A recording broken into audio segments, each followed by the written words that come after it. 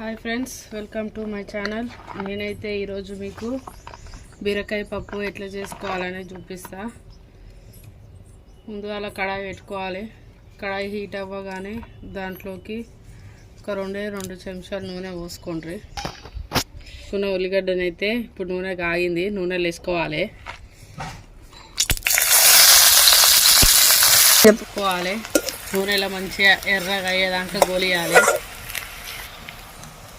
ఎర్ర ఉల్లిగడ్డలు వేగినాయి కదా, దాంట్లోనే ఇగో ముందుగా అలా నానబెట్టుకున్న శనగపప్పు వేసుకోవాలి. సూరూరి శనగపప్పు వేస్తున్నా.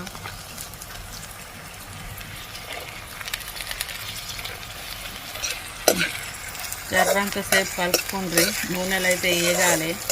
శనగపప్పు కాలింది కదా, ఇప్పుడైతే దీంట్లో కొన్ని నీళ్ళు పోసుకోవాలి, ఎందుకంటే పప్పు ఉడకాలి కదా. ఇగో మేమైతే కొన్ని నీళ్ళు పోసుకుంటున్నాం. నీళ్ళు పోసుకొని ఒక్కసారి కలిపి జర్రసేపు మూత పెట్టుకొని మంచిగా ఉడుకుతుంది పప్పు. ఉడికింది. ఇప్పుడు దాంట్లోనే పప్పులు వేసుకోవాలి.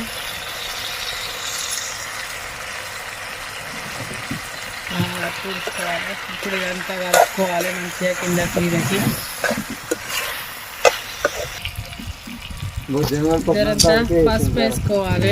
మంచిగా బీరకాయ అయితే ఉడికింది. బీరకాయ దబ్బును ఉడుకుతుంది, అందుకనే ముందుగా అలా పప్పు ఉడకబెట్టుకున్నట్టు వెనక బీరకాయ పెట్టుకోవాలి.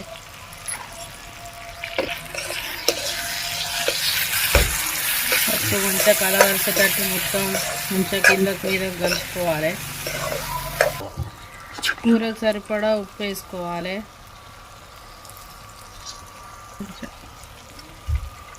ఇప్పుడు కారం వేసుకోరి, మీరు తినేంత వేసుకోరి.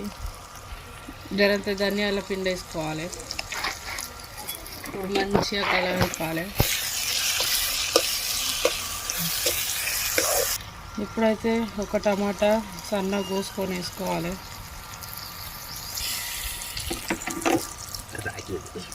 మంచిగా కలుపుకోవాలి. టమాటా వేసినాం కదా. కూర అయితే అయిపోయిందండి. ఇదిగోండి కొత్తిమీర వేసి దింపేసుకోవాలి. జర ఒక లైక్, ఒక షేరు, జర సబ్స్క్రైబ్ చేసుకోండి. చూస్తున్నారు కానీ సబ్స్క్రైబ్ చేసుకోవట్లే, షేర్ చేయట్లే, కామెంట్ చేయట్లే. జర చూడండి, మమ్మల్ని కూడా దయదలుచుండి. Thanks for watching.